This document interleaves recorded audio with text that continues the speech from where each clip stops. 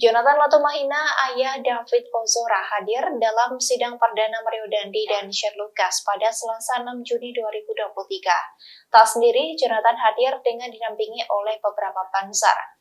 Saat masuki ruang sidang Mario, Jonathan dan pansar langsung melayangkan sindiran menohok untuk anak mantan pejabat pajak tersebut. Diketahui sidang perdana Mario Dandi dan Shane Lucas digelar di Pengadilan Negeri Jakarta Selatan pada Selasa 6 Juni 2023. Mario Dandi datang dan duduk terlebih dulu sebelum rombongan dari Jonathan datang.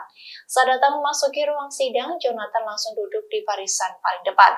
Namun posisi Mario tertutup oleh awak media yang sedang mengambil gambar. Jonathan pun langsung berdiri untuk melihat penyiksa anaknya itu lebih dekat. Saat berdiri melihat posisi Mario, Jonathan langsung menyebut bahwa anak Rafael Alun Trisambodo itu adalah penguasa daerah. Sindiran dari ayah David itu disambut oleh sejumlah pasukan Banser yang melakukan pengawalan.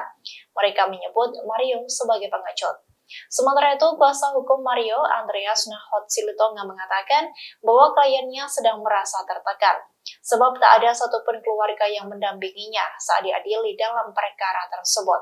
Selain itu, Mario juga merasa bersalah dengan sang ayah karena perbuatannya.